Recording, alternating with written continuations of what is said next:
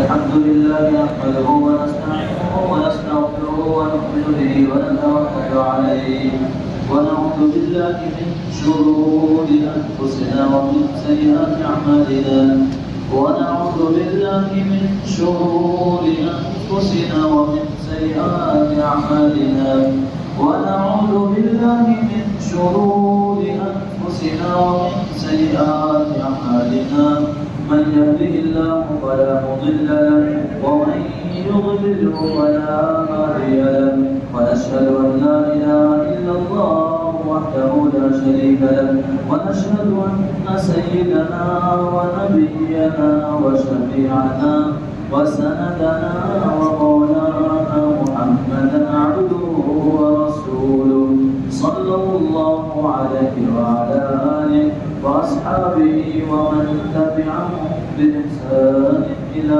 يوم الدين أما بعد فأعوذ بالله من الشيطان الرجيم بسم الله الرحمن الرحيم إنما المؤمنون إخوة فأصلحوا بين أخويكم واتقوا الله لعلكم ترحمون وقال النبي صلى الله عليه وسلم والذي نفسي بيده لا تدخلوا الجنة حتى تؤمنوا ولا تؤمنوا حتى تحابوا أولا أدلكم على شيء إذا فعلتموه تحاببتم أقصوا السلام بينكم أو كما قال النبي صلى الله عليه وسلم صدق الله العظيم وصدق رسوله النبي الكريم ونحن على ذلك لمن الشاهدين والشاكرين والحمد لله رب العالمين.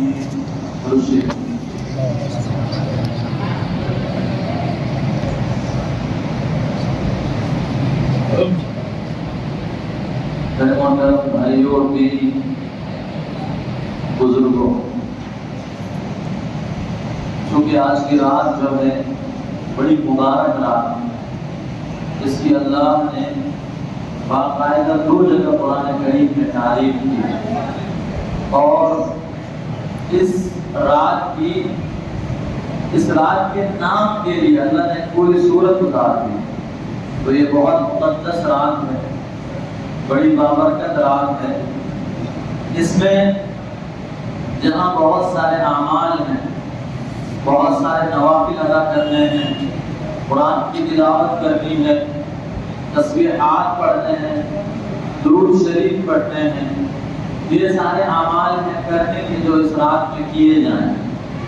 اور ماشاءاللہ ہمارے یہاں قرات کا پروگرام ہے، تو قرآن کریم اگر پڑھنے نہیں آتا ہے تو بڑی مبارک چیز ہے کہ ہم قرآن کو کم سے کم سنیں. یہ اللہ تعالیٰ کی طرف سے ہمارے لیے انعام ہے. لیکن اس رات کے اندر اللہ تعالیٰ 4 طرح کے لوگوں کی بخشش نہیں فرماتے. پہلا وہ شخص ہے جو شراب پیتا ہو. اس سے پہلے بھی جب رات آئی تھی شب برات میں، تب بھی یہی روایت آئی تھی، وہاں بھی چند لوگوں کی بخشش نہیں ہوتی ہے، اور میں پہلا نمبر شرابی کا تھا کہ شراب پینے والوں کی بخشش نہیں ہوتی ہے. دوسرا نمبر ہے وہ شخص جو ماں باپ کا نافرمان ہے، ماں باپ ان سے خوش نہیں. تیسرا نمبر ہے وہ شخص جو قطع رحمی کرنے والا ہو، رشتہ توڑنے والا، بھائی کو بھائی نہیں سمجھتا، بہن سے رشتہ نہیں، والدین سے رشتہ نہیں، باپ ماں کو چھوڑ دیا ہے، اپنے اکیلے رہ رہے ہیں، تو رشتہ ناطہ توڑنے والا تیسرا شخص ہے. اور چوتھا وہ شخص ہے جو دل میں کینہ رکھنے والا ہو اور آپس میں قطع تعلق رکھنے والا ہو. اس میں شرابی، اس کے بارے میں بولنے کی ضرورت نہیں ہے، سب جانتے ہیں. دوسرا وہ شخص جو ماں باپ کا نافرمان ہے، اس پر بھی کئی بیانات آپ نے سنے ہیں، تقریریں سنی ہیں، اور ہمارے بڑے بڑے علماء کرام کے بعد یہ باتیں بتلاتے رہتے ہیں.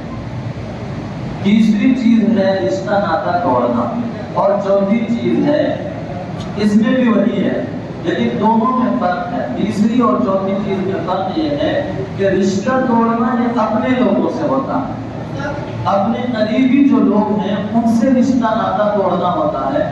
آپ لوگ ہماری طرف توجہ دیں. بہت مختصر بات ہم آپ کے سامنے کرنے والے ہیں. آج بالکل لمبی بات کرنے کے ارادے میں نہیں. اور بہت قیمتی باتیں ہم نے تقریباً 2 گھنٹے مطالعہ کیے ہیں، جمع کیے ہیں آپ کے لیے، تو غور فرمائیں۔ بس مختصر سی بات ہے، شاید یہ باتیں ملے نہ ملے۔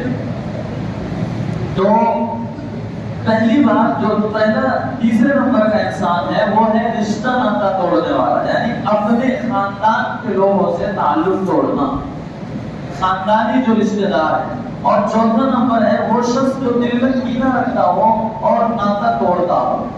تو یہ اپنوں سے بھی ہو سکتا ہے، پرایوں سے بھی ہو سکتا ہے۔ پرایا کیا مطلب؟ یعنی پوری دنیا کے مسلمان، وہ بھی ہمارے اپنے ہی ہیں۔ اگر آپ کے سامنے کچھ باتیں آ رہی ہیں تو یہ چوتھے نمبر میں پوری دنیا کی امت کے جو مسلمان ہیں وہ سارے اس میں داخل ہیں، تو ان کے بارے میں دل میں کینہ رکھنا، بغض رکھنا، حسد رکھنا اور ان کے گرانے کی کوشش کرنا، تو یہ ان 4 لوگوں کی بخشش نہیں ہوتی۔ اب ہم آپ کے سامنے 2 باتیں رکھنے والے ہیں۔ جو آیت پڑھی گئی اصل میں سورہ حجرات کی تفسیر پہلے سے چلی آ رہی ہے ہمارے یہاں، تو ان میں سے یہ ایک آیت ہے جو کل ہم نے باقی رکھی تھی۔ اللہ تعالیٰ فرماتے ہیں انما المؤمنون اخوہ، بے شک مسلمان پورے کے پورے آپس میں بھائی ہیں، مسلمان آپس میں بھائی ہیں۔ فَأَصْلِحُوا بَيْنَ أَخَوَيْكُمْ، امت مسلمہ کو یہ پیغام دیا جا رہا ہے کہ اے مسلمانوں، جب یہ بھائی ہیں اور آپس میں لڑ پڑے، رشتے ناطے توڑ لیں، تو تمہیں یہ حکم دیا جاتا ہے کہ تم ان کا رشتہ جوڑ دو، ان میں صلح کرا دو، ان میں لڑائی نہ کرواؤ۔ فَأَصْلِحُوا بَيْنَ أَخَوَيْكُمْ، آگے فرمایا وَاتَّقُوا اللَّهَ، اور اللہ سے بھی صلح کر لو، اور اللہ سے بھی صلح کر لو۔ تو 2 صلح آپ کے سامنے رکھنے جا رہے ہیں میرے بزرگوں۔ یہ امت ایسی امت ہے جس میں ہم اور آپ ہیں، اللہ کی قسم میرے آقا صلی اللہ علیہ وآلہ وسلم نے اس امت کو ایک دن کا جیسے پرندہ ہوتا ہے، کہیں اڑ کر جاتا ہے اور ایک گھاس ملتی ہے کہیں، وہ اٹھا کر لاتا ہے اور لا کر گھونسلہ بنانے کی کوشش کرتا ہے، پھر کہیں اڑ کر جاتا ہے اور جانے کے بعد کچھ ایک دن کا ملتا ہے، وہ لاتا ہے، وہ پھر گھونسلہ بناتا ہے۔ اس طرح وہ کئی دنوں تک محنت کرنے کے بعد ایک مکان اپنا تیار کر پاتا ہے، گھونسلہ تیار کر پاتا ہے۔ یہ پرندے کی حالت ہے۔ ہم اور آپ جس نبی علیہ السلام سے جڑے ہوئے ہیں، میرے آقا نے بھی اسی طرح پرندے کی طرح چن چن کر اس امت کو جمع کیا۔ 23 سال تک میرے آقا علیہ السلام نے صحابہ کرام کو چنا، دعوت دی، ادھر گئے ادھر کی گلیوں میں گئے، پتھر کھائے، لہو لہان ہوئے، راستے میں کانٹے بچھائے گئے، اور جب آپ چلتے تھے تو اوپر سے کوڑے ڈالے گئے، کچرا ڈالا گیا۔ میرے نبی نماز کے سجدے میں ہیں، بیت اللہ کے سامنے ہیں، حرم شریف میں ہیں، وہاں آپ نماز ادا کر رہے ہیں، سجدے میں ہیں۔ ظالمین اور دشمنان اسلام کفار مکہ مذاق میں کہتے ہیں کہ کوئی ہے جو آج ہمارے یہاں اونٹ کی اوجڑی ہے وہ لا کر محمد کے بدن پر رکھتے ہیں۔ ان میں سے ایک بدبخت جاتا ہے اور وہ لا کر ہمارے آقا صلی اللہ علیہ وسلم کے بدن اطہر پر رکھ دیتا ہے۔ جتنا وزن ہوتا ہے اس اوجڑی کا جو میرے آقا سر اٹھانا چاہے نہیں اٹھا سکتے۔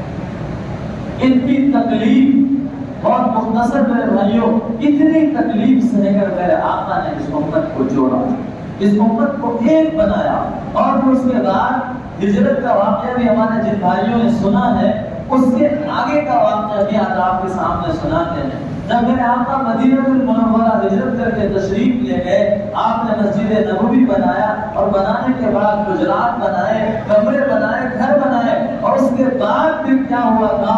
پھر یہ ہوا کہ آپ نے انصار اور مہاجرین دونوں میں بھائی چارگی پیدا کروائی، یعنی بلایا۔ جو انصار تھے تقریباً 40 یا 50 کے قریب افراد تھے، جو انصار تھے مدینے کے رہنے والے مسلمان تھے، جنہوں نے مدد کرنا چاہا تھا اور مدد کا وعدہ کیا تھا، ان کو بلایا۔ اور جو مہاجرین مکے سے ہجرت کر کے گئے تھے ان کو بلایا۔ ان دونوں کو بلانے کے بعد میرے آقا نے آپس میں بھائی چارگی اور اخوت پیدا کرائی، وعدہ کرا دیا کہ عمر فلاں کے ساتھ میں بھائی بھائی بن کر رہیں گے، ابو بکر فلاں کے ساتھ میں بھائی بھائی بن کر رہیں گے، عثمان فلاں کے ساتھ میں بھائی بھائی بن کر رہیں گے۔ اس طرح مکے اور مدینے کے مہاجر اور انصار صحابہ کو جوڑ دیا، اور ایسا جوڑا میرے بزرگوں، یہ اخوت، یہ بھائی چارگی، اس پر آج ہم آپ کے سامنے بات کر رہے ہیں، یہ بھائی چارگی ایسی پیدا کر دی میرے آقا علیہ السلام نے کہ پھر لکھا ہے کہ ایسی بھائی چارگی ہوئی، ایسی بھائی چارگی ہوئی، اور یہاں تک کہ اپنے سگے بھائی بھی اتنی محبت نہیں کرتے ہوں گے جتنے کہ مدینے کے صحابہ جو انصار تھے انہوں نے آنے والے مہاجرین صحابہ سے محبت کی اور بھائی چارگی کی۔ یہ میرے نبی نے اپنے صحابہ کو آپس میں جوڑا، یہ اس لیے جوڑا کہ اس سے پہلے کی امتیں آپس میں بکھر گئی تھی اور آپس میں یہ لڑ کر ٹوٹی تھی۔ یہود تباہ و برباد ہو گئے، نصارہ تباہ و برباد ہو گئے، ان کے سب سے بڑی وجہ تباہی کی یہ تھی کہ وہ آپس میں ہی لڑ مر کر جھگڑ کر الگ ہو گئے۔ تو میرے نبی نے ان کی طرف دیکھتے ہوئے اپنے صحابہ کو ایک کر دیا، یہاں تک ایک کیا کہ انصار میں جن کی 2 بیویاں تھیں انہوں نے اپنے مہاجر صحابے سے کہا کہ میری دونوں بیویوں میں جو آپ کو پسند ہو آپ بولیے، اس کی طرف اشارہ کیجئے، میں طلاق دیتا ہوں، آپ ان سے نکاح کر لیجیے۔ اللہ اکبر، یہ انصار نے اپنی قربانیاں دی، ایسی قربانی کیا۔ اور یہاں پر میرے بزرگوں ایک بات بہت بڑی، میں جب مطالعہ کر رہا تھا میرے دماغ میں یہ بات آ رہی تھی کہ یہاں صرف انصار صحابہ مردوں کی قربانی یہ صرف نہیں ہو سکتی، ان عورتوں کو بھی قربانی دیکھی کہ جو کسی اور کے نکاح میں ہیں، اپنے شوہر سے عورتیں محبت کرتی ہیں، لیکن جب مہاجر صحابی نے ان کو پسند کیا کہ مجھے یہ پسند ہے تو شوہر نے طلاق دی۔ قربان اور ماؤں پر 100 جان قربان ہو جائے ان اسلام کی بہنوں اور بیٹیوں پر کہ انہوں نے شوہر کو ذرا بھی کچھ نہیں کہا، راضی ہو کر دوسرے شوہر کے پاس چلی۔ ورنہ خواہش ہوتی ہے، کوئی بیوی یہ نہیں چاہتی ہے کہ میں اپنے اصل شوہر کو چھوڑ کر دوسری طرف چلی جاؤں، کبھی نہیں۔ لیکن کیسی قربانیاں ان کی عورتوں کی تھی، ایسی قربانی۔ پھر مردوں میں جن کے کھیت تھے، کھلیان تھے، زمین تھے، اللہ کے نبی علیہ السلام نے ایسی محبت پیدا کرائی مہاجر اور انصار میں کہ انصار نے اپنی زمین آدھی دے دی اپنے مہاجر بھائیوں کو کہ یہ لے لو، آپ اس پر کھیتی کرو۔ کیسی محبت، کیسی بھائی چارگی۔ اور پھر مکان تھے، 2 مکان کسی کے پاس ہیں یا اوپر نیچے فلور ہیں، تو ایک اوپر کے محل کو، اوپر کی منزل کو اپنے مہاجر بھائی کو دے دیا، خود نیچے رہے۔ یہاں تک لکھا ہے، آپ نے واقعہ سنا بھی ہوگا، ایک مرتبہ اللہ کے نبی علیہ السلام کے پاس میں کچھ مہاجرین آئے، رسول اللہ بھوک لگی، میرے نبی علیہ السلام نے اعلان کیا کہ بھائی کوئی ہے کہ ان سب کو کھانا کھلا دے۔ تو ایک صحابی تھے، انہوں نے کہا کہ ہاں میں انشاءاللہ اس کی دعوت لوگوں کی کرتا ہوں۔ گھر لے کر گئے، گھر میں بیوی انتظار کر رہی تھی کہ شوہر آئیں گے تو ان کو کیا کریں گے کہ ان کے ساتھ مل کر کھائیں۔ لہذا وہ مہاجرین صحابہ کو لے کر جب آئے ہیں مہمان نوازی کرنے کے لیے، تو بیوی نے بتلایا کہ آپ مہمان لے کر آ گئے، ہمارے گھر میں تو ہم دو کے علاوہ کسی کے لیے کھانا ہی نہیں، کیسے کھلائیں گے دوسرے مہمانوں کو؟ تو انہوں نے کہا کام کرو، صحابی انصاری صحابی ہیں، میرے بھائیوں بڑے غور سے سنیے اور دل کے اندر سے سنیے کہ کیسی محبت اللہ کے نبی نے آپسی مسلمانوں پہ ڈالی تھی، اور اللہ نے ڈالی، اللہ نے انعام فرمایا۔ تو وہ انصاری صحابی کہنے لگے ایسا کرو، اپنی بیوی سے کہنے لگے ایسا کرو کہ پہلے کھانا نکال کر دسترخوان پر لا دو، اور تم کیا کرو، چراغ ٹھیک کرنے کے بہانے سے چراغ کو بجھا دینا، اور میں بس منہ چلاتا رہوں گا، کھانے کی آواز نکالتا رہوں گا، اور میرے دونوں مہاجر بھائی یا جو بھی جتنے بھی مہاجر بھائی ہیں وہ پیٹ بھر کر کھا لیں گے، ہم لوگ یوں ہی سو جائیں گے۔ میرے بھائیوں، ایسی محبت مسلمانوں میں تھی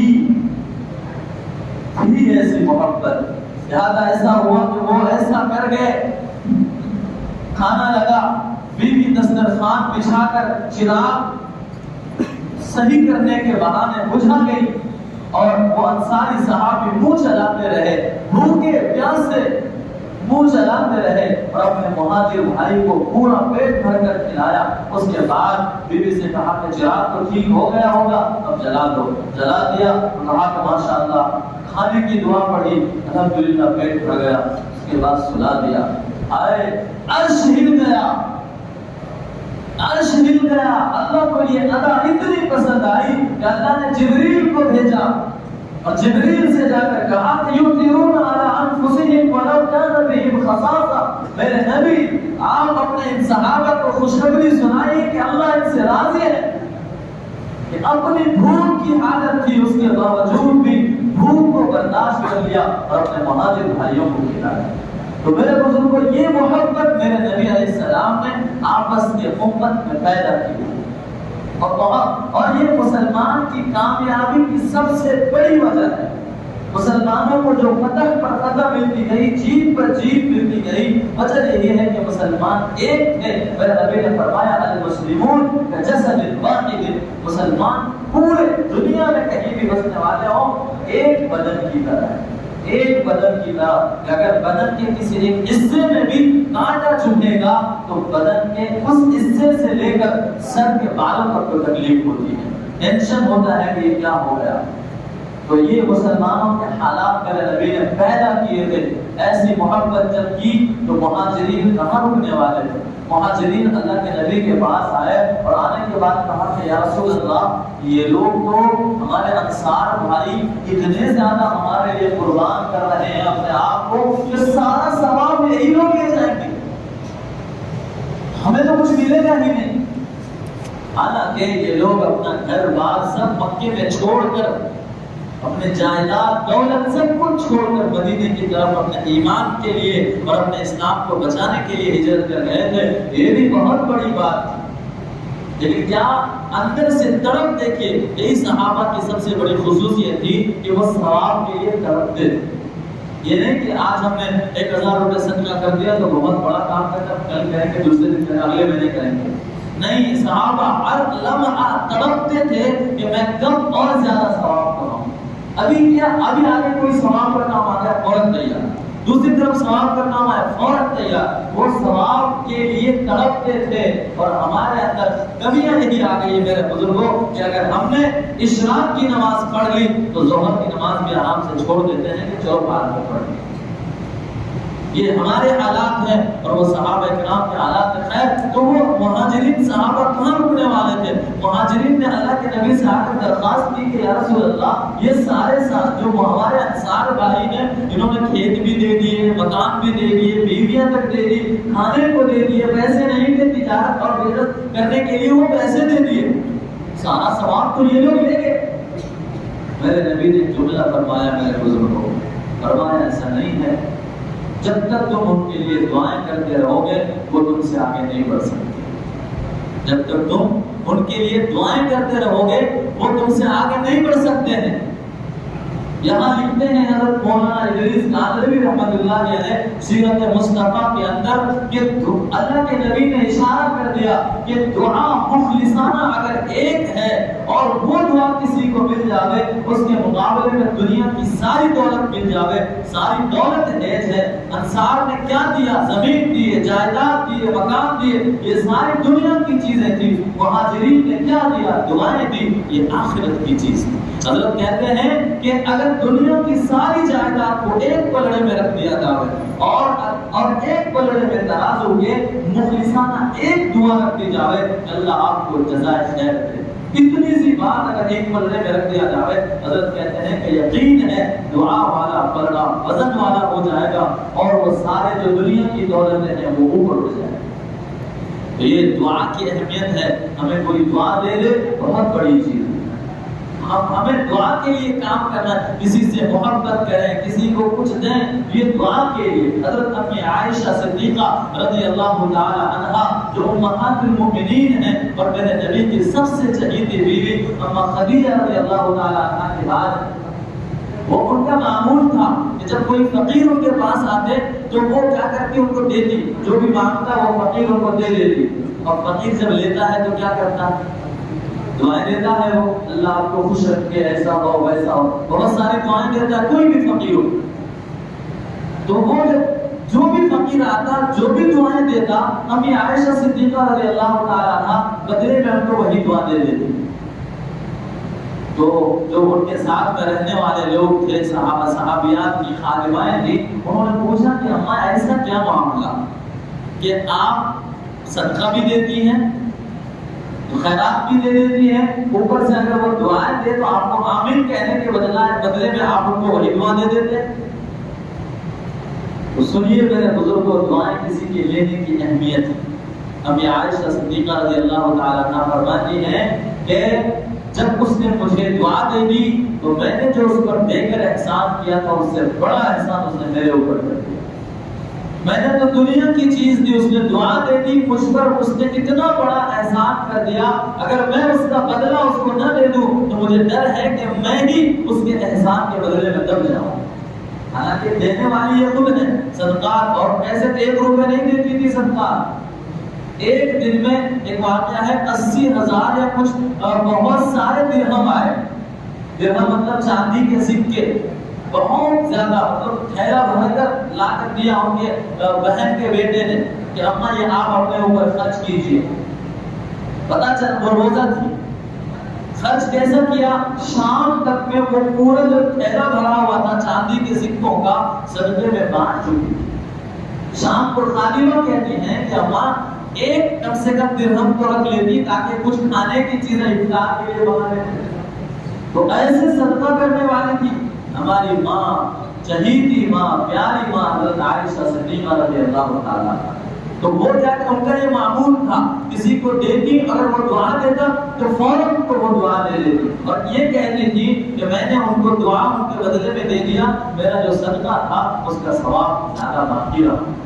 میں نے اپنے استاد کو دیکھا، ہمارے استاد نے ایسے کوئی ہماری مدد کی، میں نے کہا حضرت جزاک اللہ، سچا واقعہ، میں نے کہا حضرت جزاک اللہ، تو میرے استاد فوراً واپس پلٹ کر کہتے ہیں وَأَنْتَ جَزَاكَ اللَّهُ خَيْرًا، یعنی میں نے کہا حضرت آپ کو اللہ تعالیٰ جزائے خیر دے، میرے استاد نے فوراً کہا اللہ تجھے بھی جزائے خیر۔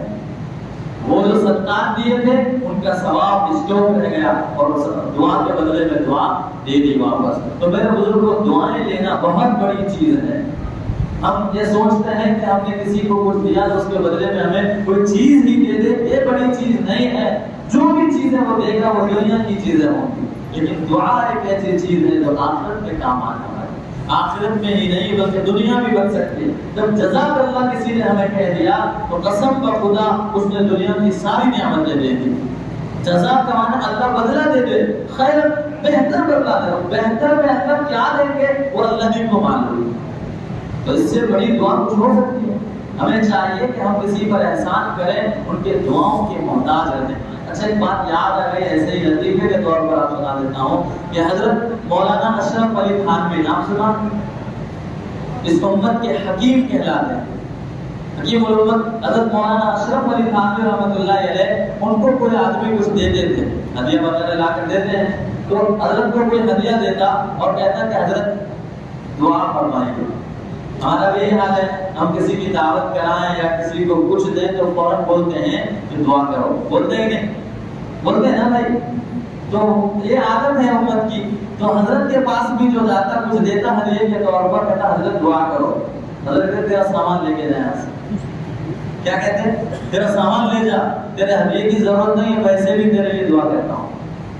تیرا سامان لینے کی ضرورت نہیں ہے، میں تیرے لیے ایسے بھی دعا کرتا ہوں۔ ابھی ہمارے حافظ صاحب نے دعا کی، ختم قرآن پر کتنی بار کہا اللہ پوری امت کی بخشش فرما۔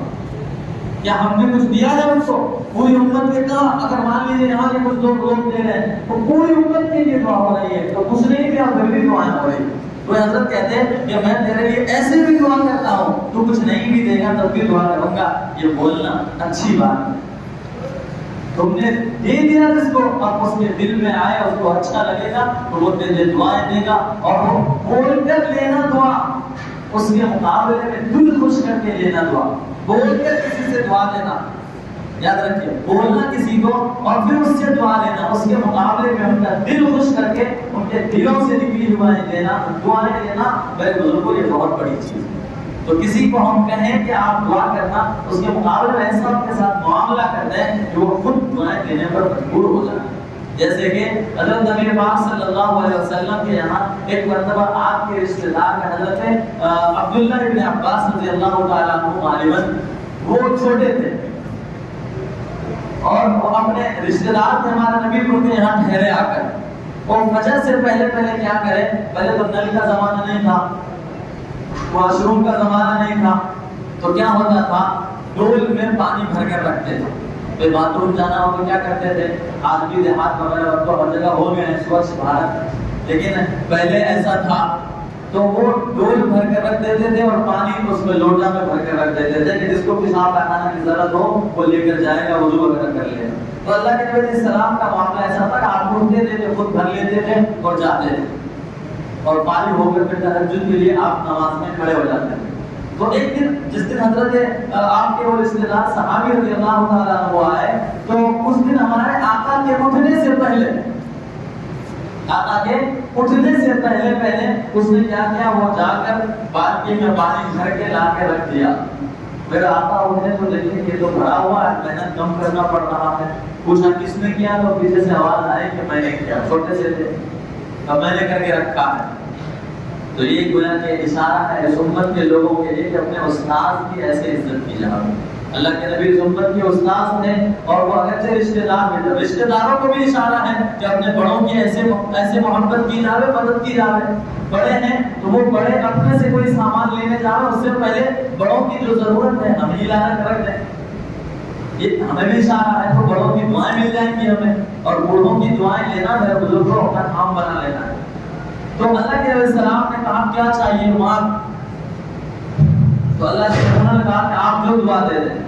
تو میرے نبی نے کہا اللہ تجھے قرآن کا علم عطا کرے، اس امت کا مفسر اللہ نے بنایا، اس امت کے سب سے بڑے مفسر حضرت عبداللہ ابن عباس رضی اللہ تعالیٰ عنہ غالباً ہیں، وہ اللہ نے اس دعا کی برکت سے بنا دی۔ تو میرے بزرگوں ایسے ہی بہت سارے ہمارے اکابرین کے حالات ہیں کہ ان کے سامنے ایسا کام کیا گیا کہ وہ دعائیں دینے پر مجبور ہو۔ جب ہم کسی کا دل خوش کرتے ہیں تو پھر ہم کے دل سے دعائیں نہیں کرتے، زبردستی کسی سے دعا لینا وہ بات الگ ہے، وہ تو دل خوش کرنا چاہیے کہ اللہ تعالیٰ آپ کو بلان کرتے، اللہ تعالیٰ آپ کو ایسا کرے ویسا کرے، لیکن دل سے نہیں نکلی ہے۔ تو بعض اللہ والے ہوتے ہیں کہ زبان سے بھی دعا نکلی تو قبول ہو جاتی ہے، ورنہ وہ دعائیں اصل میں اثر رکھتی ہیں جو دل سے نکلا کرتی ہیں۔ تو خیر، تو یہ اللہ کے نبی علیہ السلام کے پاس مہاجرین آئے اور آنے کے بعد کہنے لگے کہ یا رسول اللہ یہ صحابہ جو ہیں ہمارے انصار اتنی مدد کر رہے ہیں کہ یہ تو ثواب میں آگے بڑھ جائیں گے۔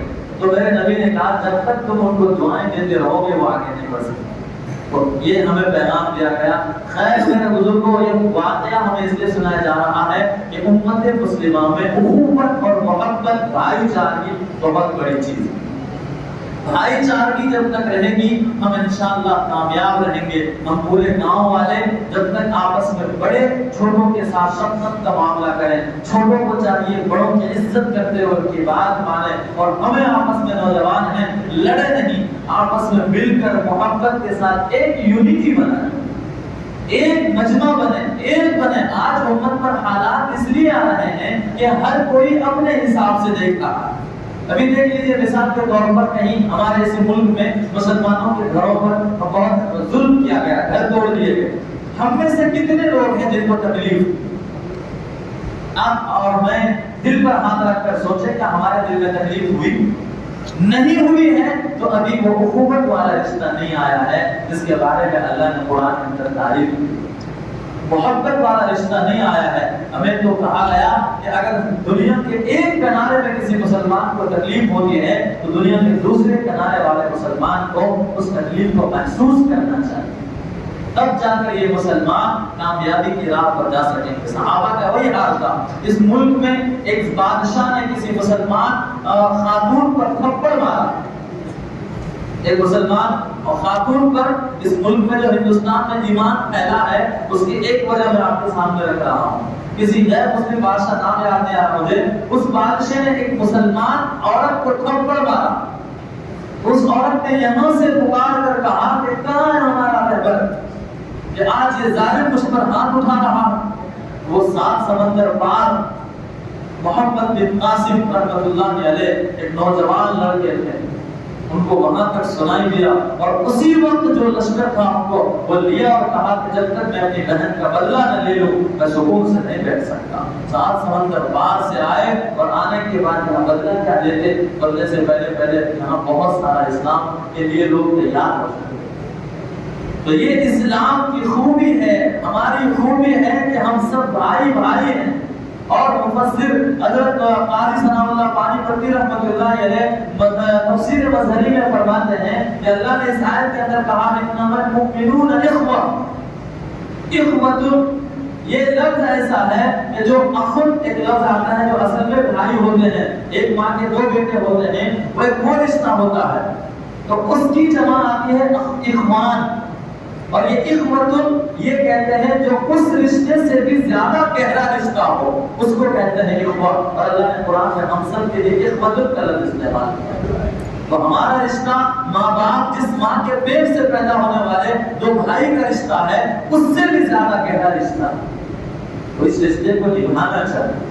اس رشتے کو کیسے نبھایا جائے گا کہ اونچ نیچ ہوتی رہتی ہے، ان کو آپس میں درگزر کرتے ہوئے بھائی چارگی کے ساتھ محبت کے ساتھ، دل میں کینہ نہ رکھتے ہوئے، دل میں حسد نہ رکھتے ہوئے، دکھ نہ رکھتے ہوئے آپس میں صلح کر کے میرے بھائیوں محبت کے ساتھ رہنا چاہیے۔ آج اس چیز کی ضرورت ہے۔ جب تک ہم اپنے آپ کو اللہ کی رسی میں مضبوطی سے نہیں تھامیں گے اور ایک نہیں بن جائیں گے تب تک ہمارے لیے بربادی آتی رہے گی۔ اسی لیے ہم یہاں سے پوری دنیا کے لیے یہ پیغام ہمارے لیے کہ ہم ایک ہو جائیں، جو کچھ ہوا ہے اونچ نیچ سب بھلا دیں۔ آج کی رات میں بھی ایسے لوگوں کی بخشش نہیں ہوتی، معافی نہیں ملتی ہے، شب برات میں نہیں ملتی ہے، حج کو چلے جا وہاں بھی حج قبول نہیں ہوگا جب تک کہ وہ آپس میں رشتہ ٹھیک نہیں۔ ابھی کچھ دن پہلے فضائل اعمال کے اندر تعلیم میں آپ نے سنا تھا کہ سب کی بخشش ہوتی ہے، کچھ لوگوں کے بارے میں کہا جاتا ہے کہ ان کے اعمال کو ان کے لٹکا کر رکھو، سر کے اوپر بھی ان کے اعمال نہیں جاتے ہیں۔ کون ہے وہ لوگ؟ ان نے کہا ایک وہ لوگ ہیں جن کے آپس کے معاملات ٹھیک نہیں ہیں، جو لڑے ہوئے ہیں، آپس میں بات چیت نہیں کر رہے ہیں، اختلاف کیے ہوئے ہیں، آپس میں لڑے ہوئے ہیں، ان کا معاملہ لٹکا کر رکھو، ان کو کوئی ثواب اور نہیں ملے گا۔ اللہ اکبر۔ تو ہمیں چاہیے میرے بزرگوں تو ہم آپس میں صلح کریں، آپس میں جھک جائیں۔ کچھ نہیں ہوتا جھکنے میں، جھکنے والا وہ اللہ کو زیادہ پسند ہے اور اکڑنے والا اللہ کو نہ پسند ہے۔ اگر تو میرے بزرگوں خودوں کی پہچان ہے، جب مر جاتا ہے انسان تو پھر کیا ہو جاتا ہے، اس کے ہاتھ کو ماشاءاللہ آپ ایسے موڑ کر دیکھیے مڑ جائے گا، مڑ جائے گا نہیں مڑے گا، کیونکہ وہ مردہ ہو چکا ہے۔ تو جو آدمی اکڑ رہا والوں سے محبت کرنی ہے۔ ایک بات تو میرے بزرگوں یہ ہے، اور اب محبت کیسے ٹھہرے؟ ایک حدیث ہم نے آپ کے سامنے پڑھی، میرے نبی نے فرمایا والذی نفسی بیدہ، قسم ہے اس ذات کی جس کے قبضے میں محمد کی جان ہے، لا تدخلوا الجنۃ حتى تؤمنوا، کہ اے ایمان والو تم جنت میں ہرگز نہیں جا سکو گے جب تک کہ تم مومن نہ بن جاؤ، جب تک کہ تم مومن نہ بن جاؤ۔ پھر فرمایا لا تؤمنوا حتى تحابوا، اے ایمان والو تم تب تک مومن نہیں بن سکتے جب تک کہ آپس میں پیار نہ کرنے لگو، آپس میں محبت نہ کرنے لگو، تم مومن نہیں ہو، اور جب مومن نہیں ہو تو تم جنت میں بھی نہیں جا سکتے۔ تو اب کیا کریں یا رسول اللہ؟ فرمایا میرے نبی نے اولا ادلکم علی شیء اذا فعلتموه تحاببتم، کیا میں تم کو ایسی چیز نہ بتاؤں کہ جب تم وہ کرنے لگو گے تو آپس میں تمہارا پیار ہو جائے گا، جب پیار ہوگا تو تم مومن بنو گے، اور مومن بنو گے تو جنت میں تمہارا انٹری ہو جائے گی۔ کیا ہے یا رسول اللہ؟ ضرور بتائیں۔ صحابہ نے کہا، میرے نبی نے فرمایا افشوا السلام بینکم، آپس میں سلام کرو، آپس میں سلام کرو، بڑے چھوٹے کو سلام کریں، چھوٹے بڑے کو سلام کریں، عالم عام آدمی کو سلام کریں، عام آدمی عالم کو سلام کریں۔ سامنے والے ابھی دیکھ رہے ہیں، انتظار میں ہیں، ہم پہلے سلام کر رہے ہیں۔ سلام کا ثواب الگ ہے، اور یہ روایت بتلاتی ہے کہ ہمارے آپس میں محبت ہو جائے گی۔ اور ایک روایت کرتا ہوں میرے بزرگوں، جو پہلے سلام کرتا ہے اس کے لیے خوشخبری ہے کہ اس کے دل میں کسی کے لیے نفاق نہیں ہے، نفرت نہیں ہے اس کے لیے۔ ہاں یہ بڑی چیز ہے، ایک سائڈ گارنٹی دی گئی ہمارے نبی کی طرف سے کہ جو سلام میں پہل کرتا ہے اس کا دل کینے سے پاک ہے، اور آج کی رات کینے والوں کی بخشش نہیں ہوتی۔ اس لیے آج ہم یہ بھی طے کر لیں انشاءاللہ ہم آپس میں سلام کریں۔ بولیے انشاءاللہ سلام کریں گے، خوب سلام کریں گے، اپنے بھائیوں کو سلام کریں گے، اپنی بہن کو سلام کریں گے، ہم سے چھوٹی ہیں تب بھی ان کو سلام کریں گے، گھر میں داخل ہوں گے سلام کر کے، گھر سے باہر نکلیں گے سلام کر کے۔ ایک روایت آ گئی، ایک صحابی تھے، وہ اپنے دوسرے صحابی کو لیتے تھے کہ چلو بازار چلتے ہیں، کیا کہتے تھے؟ چلو بازار چلتے ہیں، گوکاک کے بازار میں۔ کہتے کیوں چلنا ہے؟ تم کو مسجد میں کہا تو بازار سامنا جانا تھا، چلو بازار جانے کی فضیلت آئی۔ حالانکہ بازار تو سب سے بری جگہ ہے، یعنی حدیث میں ہے کہ بہترین جگہ مسجد ہے اور بری جگہ بازار، تو وہ بری جگہ پر جانے کے لیے صحابی تیار ہیں۔ تو جب جاتے اور جانے کے بعد واپس آتے ہیں، کہتے ہیں میں نے روایت سنی ہے کہ جو آدمی بازار جاتا ہے اور وہاں اپنے مسلمان بھائیوں کو سلام کرتا ہے اس سے بڑی کوئی نہیں۔ وہ صرف اپنے مسلمان بھائیوں کو سلام کرنے کے لیے وہ صحابی بازار جایا کرتے ہیں۔ تو میرے بزرگوں ہمیں سلام کو عام کرنا چاہیے، اس سے انشاءاللہ ہمارے درمیان میں محبت ہوگی، بھائی چارگی بڑھے گی، جو اس وقت کی سب سے بڑی ضرورت ہے۔ آپس میں صلح ہوگی، تو یہ ہوئی ہمارے آپسی صلح کی بات۔ اور ایک صلح میرے بزرگوں آج ہمیں کرنا ہے اپنے رب سے کرنا۔ ہمارا رب اٹھا ہوا ہے، ہمارے رب سے صلح نہیں۔ یہ رمضان کا جو مہینہ اللہ نے دیا ہے میرے بزرگوں، ہمیں اپنے رب کے احسان کو ماننا چاہیے، سمجھنا چاہیے۔ بڑے افسوس کی بات ہے کہ اللہ نے 11 مہینے ہمیں اپنے حساب سے جینے دیا اور ایک مہینہ کہا میرے بندو مجھ سے صلح کر لو، میں روٹھا ہوا ہوں مجھے منا لو۔ چلو منانا بھی نہیں، صرف میری بات کو مان لو، میں مان جاؤں گا، مطلب بہت کچھ دوں گا میرے رب۔ تو یہ رمضان اللہ نے صلح کرنے کے دیا۔ اب صلح کرنے کا کیا معاملہ؟ تو ہمیں چاہیے تھا ہم نہیں کیا کرتے، نوافل زیادہ پڑھتے، ایک فرض کو 70 بنا دیا اللہ نے، ایک خرچ کرنے کو 70 خرچ کرنا کر دیا اللہ نے۔ تو ہمیں چاہیے تھا کہ اپنے اللہ سے خوب صلح کریں۔ ایک آخری بات میں آپ کے سامنے رکھ رہا ہوں، ایک بہت بڑے اللہ والے گزرے، بہت بڑے اللہ والے عباسی خلیفہ، 5ویں نمبر میں یا 6 نمبر کے خلیفہ تھے حضرت ہارون الرشید رحمۃ اللہ علیہ۔ نام سنا؟ نام نہیں سنا تو ابھی سن لیا۔ حضرت ہارون الرشید رحمۃ اللہ علیہ بہت بڑے انسان تھے اور بادشاہ تھے۔ انہوں نے ایک مطلب وہ سواری پہ جا رہے تھے، پہلے ان سے پہلے حضرت بہلول دانا کی قصے میں ایک اور قصہ پہلے سن لیجیے، تو اس کے بعد آخر میں وہ قصہ سنا کر بات ختم کرتے ہیں۔ تو بہلول دانا کتنے بڑے اللہ والے انسان تھے، جو خلیفہ ہارون الرشید ہیں ان کے محل کے بازو میں ندی تھی، سمندر۔ تو وہ بہلول دانا جو ہے وہ سمندر کے کنارے بیٹھے ہوئے کچے بالوں سے گھر بنا رہے ہیں اور توڑ رہے ہیں، گھر بنا رہے ہیں اور توڑ رہے ہیں۔ تو ہارون الرشید رحمۃ اللہ علیہ کی بیوی جو ہے اوپر سے دیکھ رہی تھی، زبیدہ خاتون، وہ دیکھتے ہوئے ان سے رہا نہیں گیا، وہ بالا خانے سے کھڑکی سے سمندر کی طرف وہ دیکھ رہی تھی، تو دیکھتے دیکھتے ان سے رہا نہیں گیا، وہ چلی گئی کہ چلو اپنی خادمہ کو لیا اور لے کر گئی کہ چلو بہلول دانا کے پاس چلتے ہیں، وہ کیا کر رہے ہیں ان سے پوچھتے ہیں۔ وہ گئی اور جانے کے بعد کہا کہ بہلول کیا کر رہے ہیں؟ انہوں نے کہا کہ جنت میں محل بنا رہا ہوں۔ کیا کہا؟ جنت میں محل بنا رہا ہوں۔ کون کہہ رہے ہیں؟ وہ مجذوب انسان تھے، اللہ کے عشق میں پاگل ہو گئے تھے، اللہ کے دیوانے بن گئے تھے، جلا لیا تھا اپنے آپ کو اللہ کی محبت میں، وہ ایسے انسان تھے۔ تو وہ کہہ رہے ہیں میں اللہ کے لیے میں جنت میں گھر بنا رہا ہوں، محل بنا رہا ہوں۔ تو زبیدہ خاتون جو ہارون الرشید رحمۃ اللہ علیہ کی بیوی تھی، انہوں نے کہا کہ سودا کرو گے؟ کیا کہا؟ سودا کرو گے، یعنی گھر بیچو گے، جنت میں جو محل بنا رہے وہ بیچو گے؟ ہاں بالکل، میں یہی اسی لیے بنا رہا ہوں کہ میں سودا کروں۔ تو زبیدہ خاتون نے کہا کتنے میں سودا کرو گے؟ کہا 3 درہم۔ کتنے میں؟ صرف 3 چاندی کے سکے میں سودا۔ ٹھیک ہے، خادمہ سے کہا کہ دے دو، جنت میں اپنا سودا پکا ہو گیا۔ وہ زبیدہ خاتون خوشی خوشی اپنے شوہر کے پاس گئی، خلیفۃ المسلمین کے پاس گئی اور جا کر کہا کہ آج ہم نے بہلول سے سودا کر لیا ہے 3 درہم کے بدلے میں۔ کہا کیا سودا؟ کہا کہ ہارون الرشید نے پوچھا اپنی بیوی سے سودا کیا کیا؟ کہا کہ میں نے آج 3 درہم میں بہلول دانا سے جنت میں محل خرید لیے۔ تو ہارون الرشید نے کہا پاگل ہو گئے کہ 3 درہم میں کہیں محل ملتے ہیں؟ ہم وہ بول رہے ہم لے لیے۔ ٹھیک ہے کوئی بات نہیں، اور تمہارا معاملہ وہ پاگل ہے، وہ اس طرح سے ایسا ویسا کرتے، بات ختم ہو گئی۔ رات کو ہارون رشید سوئے ہیں، خواب دیکھتے ہیں، باغات ہیں، آگے بڑھے، خواب میں بھی وہ دیکھ رہے ہیں، آگے بڑھے تو بہت خوبصورت محل ہے، اس میں زبیدہ خاتون لکھا ہوا ہے۔ اللہ اکبر، وہ میری بیوی کا نام ہے، شاید میری بیوی کا محل ہے، چلتا ہوں۔ گئے تو دربان اور گیٹ کیپر نے کہا کہ اندر نہیں جا سکتے ہو۔ کہا میری بیوی کا محل ہے، میں کیوں نہیں جا سکتا ہوں اندر؟ تو اس دربان نے کہا یہاں معاملہ ایسا نہیں ہے کہ جس کے رشتہ دار ہوں اس کے محل میں چلے جائیں گے، جس کا نام ہے وہی اندر جائے گا۔ ان کی آنکھ کھل گئی، رات کے آدھے تک پہر کو ایسے ہی وقت ان کی آنکھ کھلی، وہ ایک دم ہوش اور حواس باختہ اٹھ گئے کہ اللہ اکبر، یہ بہلول سے میری بیوی نے واقعہ تک سچا سودا کر لیا۔ یہ کیسا اللہ والا انسان ہے۔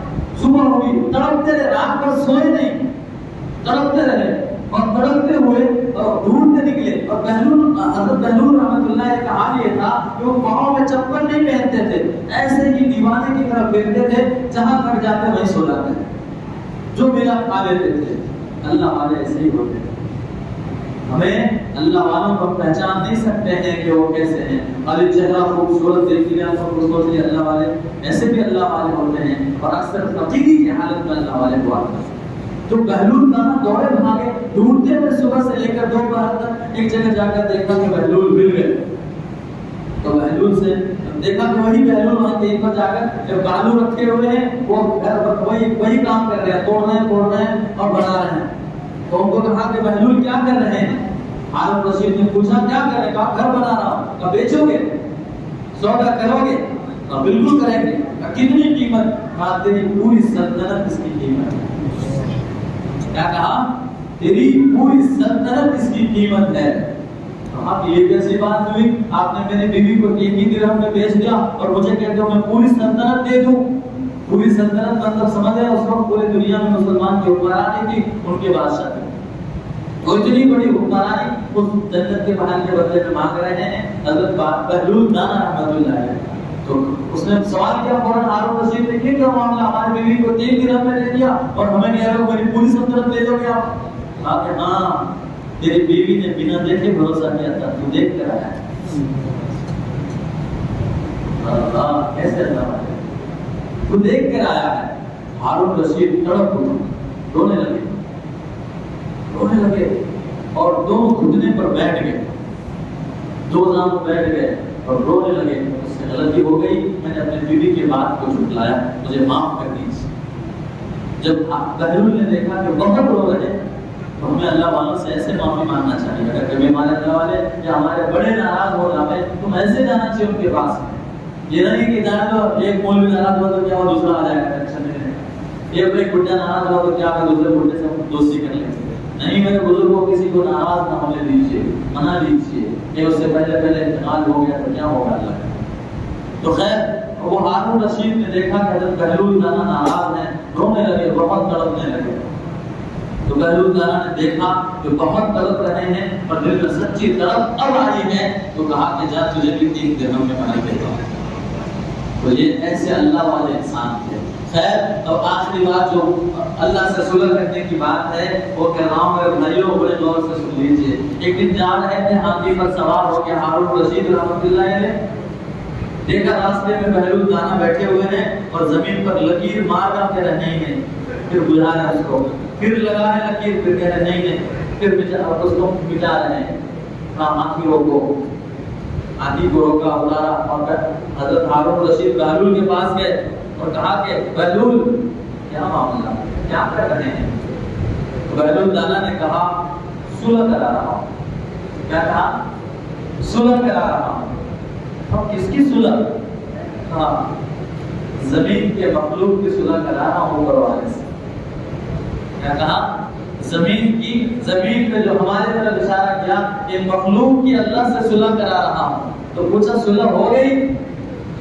بھائیوں غور سے سن لیجئے، بہلول دانا نے کہا کہ وہ تو ماننے کے لیے تیار ہے لیکن یہ ماننے کے لیے تیار نہیں، یہ اپنے خواہش پر چل رہے ہیں، یہ اپنے رب کو منانا نہیں چاہتے۔ रब रमजान दे दिया है कि मेरे बंदो आकर सुलह कर लो, तरावी पढ़ लो, सजदे कर लो, इतने सारे सवाब के दे रखे हैं रास्ते, लेकिन ये तैयारी नहीं है सुलह करने के लिए। वो तो हाथ फैलाए बैठा है कि मेरा बंदा कब आएगा, मैं तो तैयार। यही बात क्या कुछ दिनों के बाद ऐसा हुआ कि बहलुल नाना कब्रिस्तान में बैठे और बिल्कुल वैसा ही लकीर लगा रहे हैं और उसको मिटा रहे हैं। तो हज़रत हारून रशीद ने फिर देखा था कि बहलुल ये क्या मामला, कहा सुलह करा रहा हूं। पहले जगह अलग थी, अब जगह अलग है। पहले बाजार में बैठे थे, अब कब्रिस्तान में बैठे हैं। क्या सुलह करा रहा हूं? किसकी सुलह करा रहा हूं? इन कब्र वालों की, उससे सुलह करा रहा हूं। क्या सुलह हो गई? अब ये तो सुलह करने के लिए तैयार है, लेकिन वो सुलह करने के लिए राजी नहीं है। ये मखलूक अब मरने के बाद तो रब को मनाना चाह रहा है, मेरे रब मुझे माफ कर दे, गलती हो गई, लेकिन अब वो मानने के लिए तैयार नहीं। तो मेरे भाइयों, आंख बंद होने से पहले पहले हम अपने अल्लाह से, अपने रब करीम से, अपने प्यारे आका से, महबूब अल्लाह से, रहीम अल्लाह से, करीम अल्लाह से, शफीक अल्लाह से, मोहब्बत करने वाले अल्लाह से, जिसने कुरान के पहले लफ्ज़ में हमें कहा, मेरे बंदो तुम्हारे पालने की जिम्मेदारी मेरी है, मैं तुम्हारा परवरदिगार हूँ, पालनहार हूँ। आज मेरे भाइयों सुलह कर लें और वादा कर लें अल्लाह से कि अल्लाह आज के बाद कोई गुनाह नहीं करूंगा, आपकी कोई नाफरमानी नहीं करूंगा, आपसे हमेशा मोहब्बत के साथ रहूंगा, आप जो कहेंगे वो करूंगा, आपके महबूब जो बताएंगे वो करूंगा, उनके अलावा अपनी ख्वाहिशात पर नहीं चलूंगा। तो मेरे भाइयों, ये रात है, हम आपस में भी सुलह कर लें, अपने अल्लाह से भी सुलह कर लें। अल्लाह इन बातों पर हमें और आपको अमल की तौफीक अता फरमाए। मेरे भाइयों, रमजान गुजर गया और सबसे बड़ी खुशी की बात तो ये है, बहुत ज्यादा खुशी की बात है, मैं कभी कभी तरावी में ये ऐसे सोचते सोचते, बड़ा बन नहीं है, बस बोल रहा हूँ, रोने लगता था। तरावी होती थी नहीं, अंदर से रोना आता था। क्यों? 2 साल हो गए थे ऐसे खड़े होकर पूरा कुरान सुनते हुए, नहीं सुन पाए थे। मेरे रब का करम हुआ कि मेरे रब ने पूरा कुरान सुना है, करम हुआ मेरे भाइयों। शुरू में आपने भी महसूस किया होगा, 2 साल के बाद जब तरावी के लिए खड़े हुए हैं तो पाँव में जलन से हो रहे थे, पाँव दुख रहे थे। वजह उसकी ये थी कि 2 साल हो गए छूटे हुए कुरान को सुने हुए, एक ही बार को मौका मिलता है। तो 2 साल के बाद मेरे रब का करम हुआ हम सब पर, पूरी उम्मत पर, कि पूरी दुनिया में खुशी खुशी तरावी मुकम्मल हो रही। अल्लाह का करम है मेरे भाई। और उसके बाद रोजा दिया, हर बार रोजा आता है। कितने अफसोस की बात है कि रोजा लोग नहीं रखते हैं। कितने अफसोस की बात है कि हमारे आधी मस्जिदें तरावी में खाली होती। आज भी बुरा न मानिएगा, आज भी आज मुकम्मल हुई, तरावी मुकम्मल नहीं हुई है, कुरान मुकम्मल हुआ। तरावी तो अभी 30 रोजे तक बाकी है, हमें चाहिए कि हम तरावी मुकम्मल करें। मेरे नबी की बड़ी सुन्नतों में से सुन्नत ये है, तो हम तरावी भी मुकम्मल करें। जो रोजे छूट गए हैं उसकी नियत कर लीजिए कि अल्लाह से आज सुलह करने के दिन है, अल्लाह हम आइंदा कज़ा कर लेंगे जो छूट गए, चाहे जानबूझकर छोड़ा या गलती से छोड़ दिया।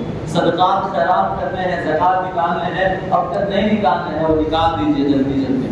और आइंदा ईद आ रही है तो ईद में अपने गरीब भाइयों का ख्याल रखिए कि कहीं ऐसा ना हो कि हमारे घर में तो चूल्हा जले और खुशबू आए बिरयानी की, हमारे पड़ोस के बच्चे तड़प उठे कि अम्मा हमारे घर में खाना क्यों बनेगा। ऐसा ना हो कि हमारे घर में हमारे बच्चे अच्छे अच्छे कपड़े पहने, हमारे पड़ोस के भाई उनके बच्चे कहें कि अम्मी अब्बू हमारे पास भी तो कपड़े दिलवा दो, ऐसे कपड़े हमें भी पहनने। तो उससे पहले हम अपने आप को संवार लें। ये रमजान इसीलिए आया था, चला गया, खत्म हो गया। 3 दिन मेरे भाई और बच्चे, 4 दिन, न जाने आइंदा रमजान किसे मिलेंगे किसे नहीं मिलेंगे। और रमजान में भी वो मजा रहेगा या न रहेगा जो 2 साल के बाद इस तरह हमें अच्छी तरह से पूरा रमजान गुजारने का मौका मिला।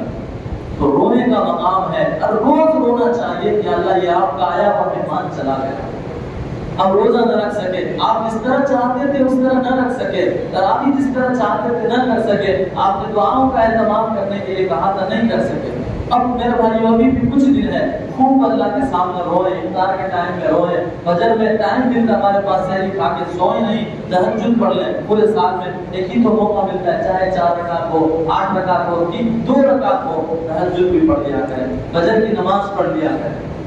اللہ تعالیٰ مجھے اور آپ کو کہیں بھی باتوں پر عمل کی توفیق عطا فرمائے.